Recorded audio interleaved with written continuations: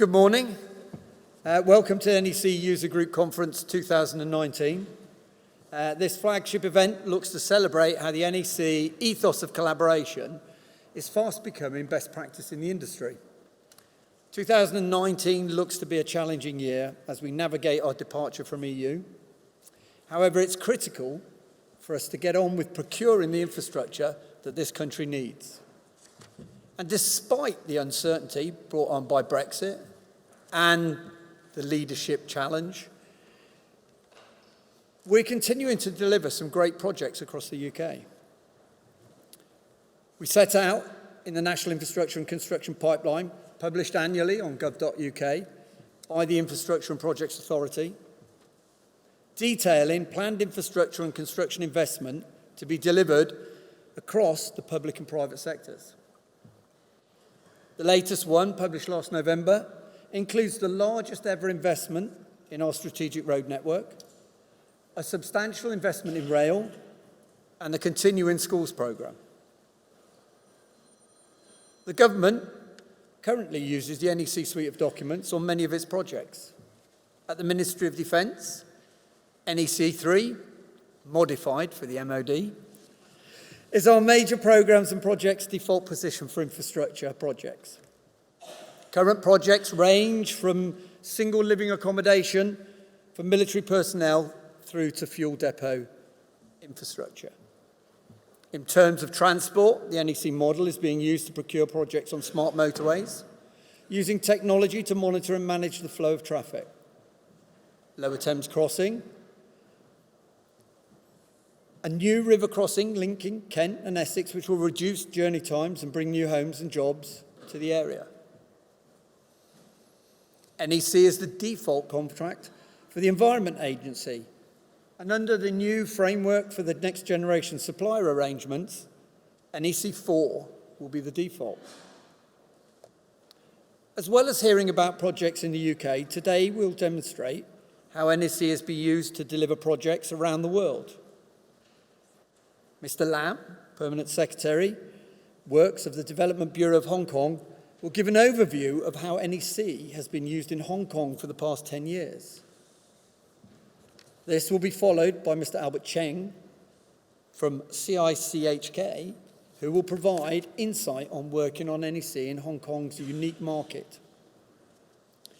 Nisha Desai and Frank Randalls from MACE will update on how NEC was used successfully to deliver the Lima 2019 Pan American and Para-Pan American game venues.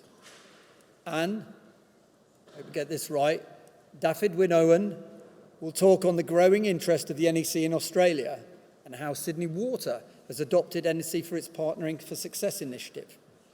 The first programme in Australia to use NEC, the first of many, we hope. And we'll also welcome presentations from Ian Cowling, who will provide an update on working with NEC from a constructor's perspective. Mark Enzer will take us through the important topic of how digital transformation landscape is transforming the UK built environment. And we'll have NEC case studies from Network Rail, Thames Tideway, led by Philip Bennett and Jackie Rowe. NEC is currently developing new contracts for facilities management. And Kinder and Ross Haynes will update us on how drafting process has been developed for this sector and some of the key characteristics of the new contracts. Debbie Abrahams, MP for Oldham, East and Saddleworth, will deliver the closing presentation on late payments to SMEs and the value of project bank accounts, known as PBAs. A sector which, to its detriment, sadly continues to be characterised by poor payment practices, with not all suppliers being paid fairly or on time. PBAs are a suite of measures we have in the UK to tackle poor payment practices in the construction sector, alongside supporting industry-led payment performance league tables, such as that published by Build UK, who publish the members' performance on 6-month intervals. Last year, we introduced the failure of companies to demonstrate prompt payment to their suppliers could result in them being prevented from winning government contracts. And earlier this year, we set out that we'll be requiring company audit committees to review payment practices and report on them in their annual accounts as part of tackling late payment for small businesses. There is already a duty to report, which requires companies to report on their payment practices, policies, and performance on a half-yearly basis, and publish these through an online service provided by BEIS. I trust you'll enjoy the day, and a few points to be aware of. Please remember to engage with the conference app, which will give you all the information you need for the day. After the presentations, we'll be hosting a Q&A session. Please remember to state your name and your company before asking a question. I'd like to thank all the speakers, the sponsors and supporters for taking part, and would encourage you all to visit the exhibitors in the foyer downstairs during the breaks. If you have any queries during the day, please see the NEC team at the registration desk. I'd now like to introduce Mr. Lam, Chair of the Asian Pacific Users Group and the Permanent Secretary of Works of the Development Bureau in Hong Kong. Mr. Lam.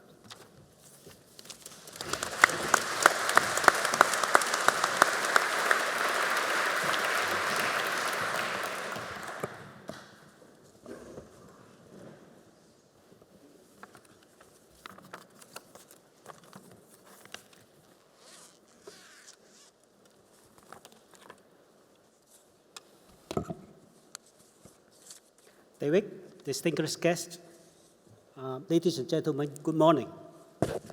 This is my first time speaking in the NEC Users Group seminar since I assumed my duties as the Permanent Secretary for Development Bureau of the Hong Kong SAR government, as well as the NEC Asia Pacific User Group Chair in October last year. Today, I'm much privileged to have the opportunity to share with you the 10-year NEC journey in Hong Kong and what we are planning ahead to build a better Hong Kong. As we know, construction professionals need to devote much of their time in managing construction contracts. Contract administration is really a task involving people, and the nature is mainly to manage risks and uncertainties, which are not always straightforward indeed.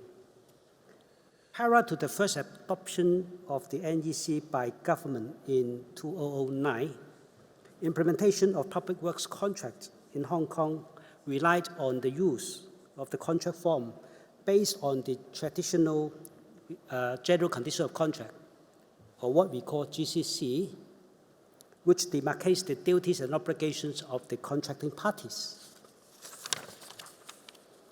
There are several generations of GCC. I would say it has been a well-tested form of contract, and practitioners were familiar with it. In terms of risk, GCC contract forms set out how risk is allocated, but mostly to the contractor. You may easily pick up phrases like, the contractor shall be deemed to have done this and done that, and the contractor shall, at his own expenses or to the satisfaction of the engineer, etc., in the GCC. At the same time, we are not able to find a single word such as trust, collaboration, partnering in GCC contracts. Obviously, the absence of such words thus reflects to a certain extent how the GCC was constructed. Thus, we occasionally hear that the parties involved in contract administration take up adversarial stances, and if this happened, it was not conducive to the smooth implementation of contracts. But would the absence of symbolic words like collaboration or partnership impede those contract administrators from adopting a collaborative or partnering mode in running GCC contracts?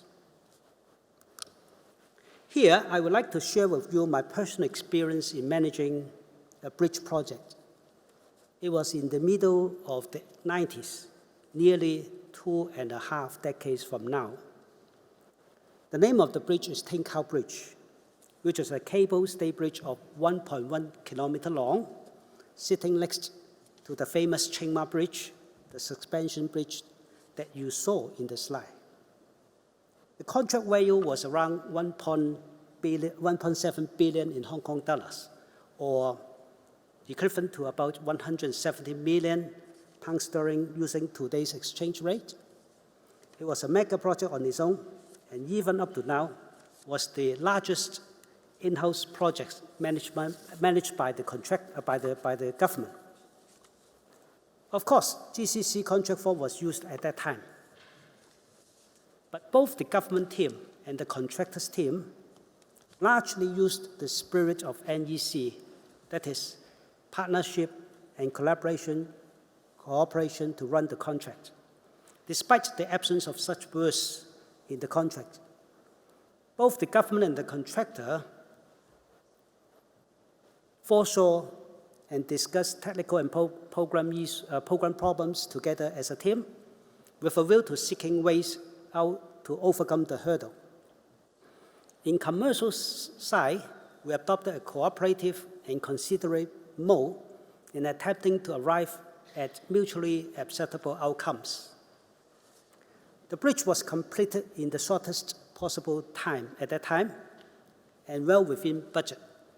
Although there was a mediation case, but we managed to finalize the contract accounts prior to the issue of the maintenance certificate.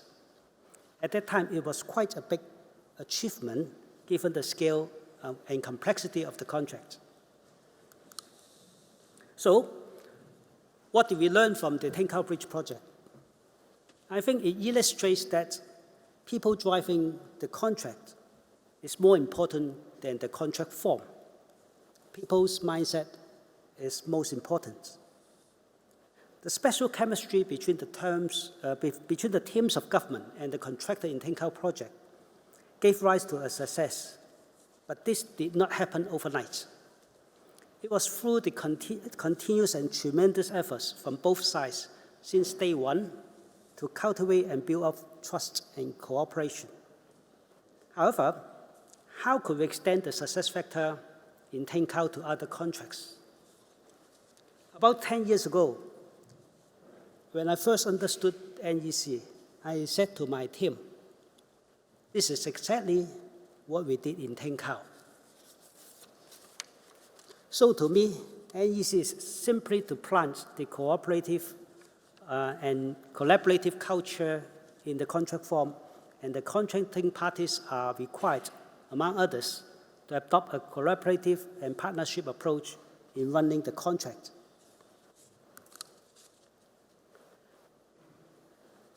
The merits of NGC and its well-established switch have attracted us to try out a new way of contracting approach in Hong Kong in order to drive a change to the culture of the industry in managing construction contracts.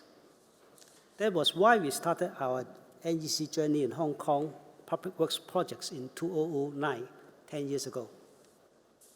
To facilitate wide adoption of NGC in public works projects, we started to issue practice notices for ECC, TSC, and PSC in 2016, which covered guidelines on various aspects of preparation and implementation of NGC contracts, library of standard additional condition of contracts, sample templates, etc., for our works departments to follow. In these 2 years, we rolled out our largest NGC contract ever, the reclamation works for Tung Chung New Town Extension, at a value around 12 billion in Hong Kong dollars, or 1.2 billion in pound. Moreover, we issued the first pilot NEC4 PSC contract and TSC contract. And this year, we are celebrating the 10th anniversary of NEC journey in Hong Kong. You can see from the charts here that the number and value of NEC contracts are growing significantly and healthily. In last year, about 1/3 of the building and civil engineering contracts awarded by government are in NEC contract form, we expect the share of NEC contractors will be higher in the years to come. As of today, we have an inventory of about 160 NEC works contracts and about 30 NEC PSC consultancies. The total value of NEC contracts amounts to over 70 billion in Hong Kong dollar.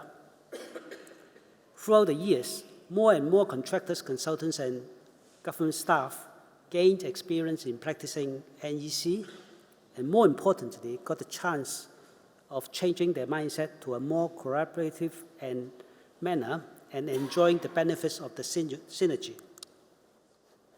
In the early days, we have some very successful NEC projects like Fook Man Road, Laurel Improvement, and Happy Valley Underground Stormwater Storage Scheme. We achieved a great success through collaboration among project teams of clients, consultants, and contractors. We secured an early contract completion and cost saving. This success filled us with encouragement to extend more to a wider use of NEC in public works projects. Here, I would like to give an example of a multi-contract project called the Jiang Guan O Lam Tin Tunnel Project. Being a part of the future Route 6, this tunnel is 4.2 kilometers long, with bridges and highways connecting a new town called Jiang Guan O with the downtown of East Kowloon. This project demonstrates how we have applied different options of NEC in a flexible manner to the constituent contracts, taking into consideration the nature of works and risks involved. Options A to D of ECC were adopted in the 4 contracts, including one of the largest option C contracts worth 2.4 billion Hong Kong dollar. These contracts are still in the construction stage for completion in 2022. You may wish to know that the managing government departments, as well as one of the contractors, have been shortlisted for the NEC Client and NEC Contractor of the Year, respectively. And I wish them good luck. We believe we are on the right path in cultivating a collaborative culture in the industry. And we are still moving ahead steadily. More NEC contracts of different nature and portfolio are in the pipeline, including new town development, highways, sewerage, waterworks, geotechnical, buildings, etc. Just to take stock, there are about 100 NEC contracts under tendering or to be tendered in the coming year. Having stepped into the first 10th year of NEC implementation in public works contracts, it's a good time for us to review what kind of performance improvement we have achieved and what culture change NEC has brought about in managing public works contracts. We are just in the beginning of a comprehensive review. Here, I would like to share with you on some very preliminary findings we have identified so far. This information is the first time that we issued publicly. In respect of cost, the average tender price in the NEC contracts is about 4% lower than that of the GCC contracts. If we take the Hong Kong's annual public works expenditure of some 100 billion Hong Kong dollars as a basis, it means that we can save around 4 billion Hong Kong dollars each year if all the contracts are switched to NEC form. Of course, the drop in tender price does not necessarily mean similar drop in the final outturn price. We're still working on this, and our analysis is still going on. In terms of time, the average account finalization in NEC contracts takes 4 months less than that in GCC. This benefits tallies with what we think. On the safety front, the average number of incidents happened in NEC contracts is much less than that of the GCC contracts. This is probably due to the collaboration approach embedded in the NEC form, bringing both teams together to attend to various site issues, including safety matters. The above represents a snapshot brought about in a quick review. We are looking forward to presenting a comprehensive review in November this year in the Asia Pacific User Group Conference in Hong Kong. We'll continue to drive a cultural change towards collaboration through the use of NEC, and there are three aspects in our key strategy. First, a cultural change will never happen without determination. We have promulgated our policy directive to mandate the use of NEC for public works contracts in a progressive manner since 2013. We have also established a steering committee comprising senior management of different works departments to oversee the implementation of NGC contracts. Secondly, we have published practice looks to aid our colleagues in preparing and implementing NGC contracts. The guidelines have incorporated practices which fulfill various requirements on public works projects such as financial control and corruption prevention. Thirdly, to build up the capability of our professionals and their readiness for the cultural change, we provide training such as project manager accreditation to in-house staff, as well as consultants, resident site staff.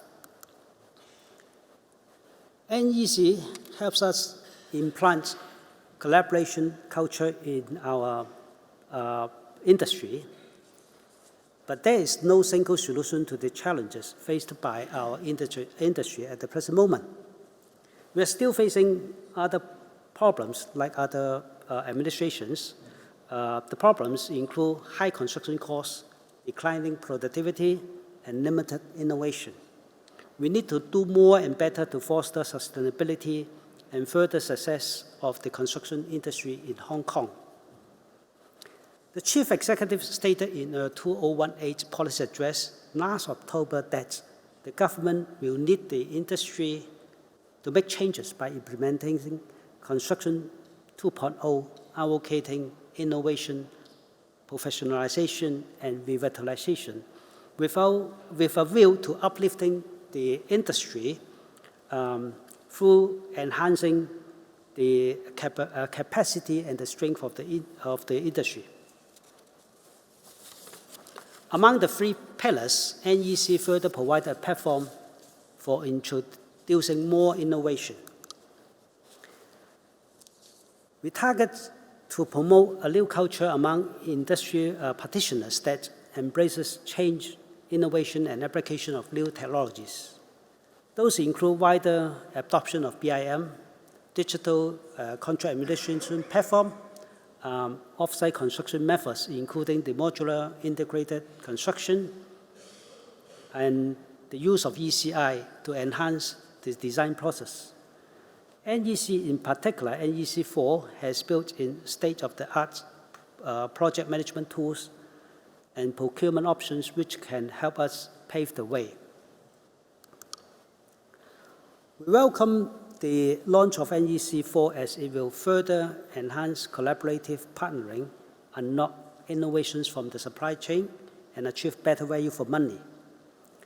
We have commenced the planning for progressive transition from NEC 3 to NEC 4. Other than the first NEC 4 PSC consultancy agreement and the NEC 4 TSC contract that I mentioned earlier, we will soon have our first NEC 4 ECC contract in the third quarter of this year. And we will have about 15 more NEC 4 pilot contracts in the pipeline.